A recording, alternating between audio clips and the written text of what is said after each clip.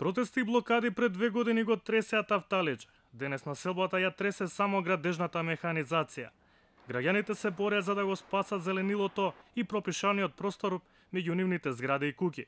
Сепак, припадниците на граѓанската иницијатива Зелено Тафталиџе сметаат дека барањата по промената на власта во општина Карпош не им се исполнети.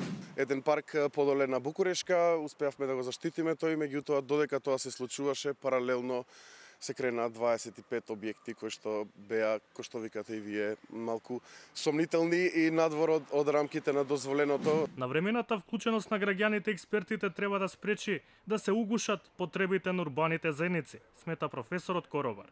Клучно за целиот тој процес е сите овие учесници во планирањето, да ги наречам,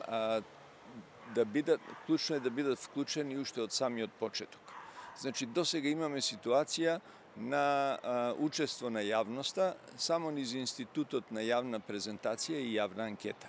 Тоа е една релативно доцна фаза во процесот на донесување на планот.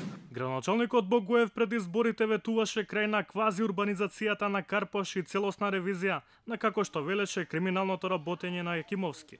Досега е направена ревизија за финансиското работење на екс-градоначалникот во изминатите години, но спорните дупови кои граѓаните бараат да се поништат и натаму се на сила.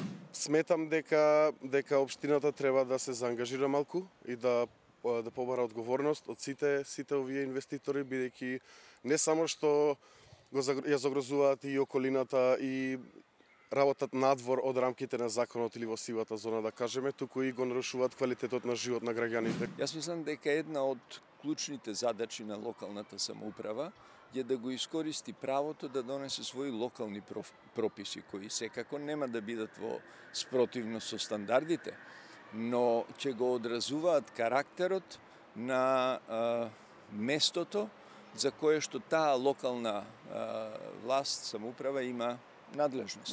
Граѓаните на Тафталиџе, но и воопшто на општина Карпош очекуваат од новата локална власт да ги исполни предизборните ветувања за ревизија на спорните детални урбанистички планови, кои како што велат го нарушуваат квалитетот на живот во нивната општина. Уставниот суд повторно не донесе конечна одлука дали ќе ја оцени позитивно или не оваа иницијатива.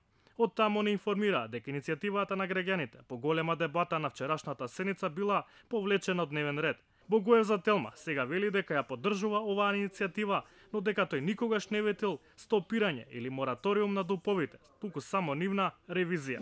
Постапката беше јасна, има направен пропуст во објавување на веб страната, со тоа самата јавност беше оневозможена 15 дена да ја види таа одлука за неспроведување на стратешка оцена и да реагира на тоа.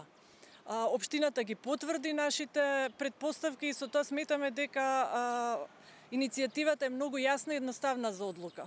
Не постои магична формула за постигнување на тоа што вие го спомнавте.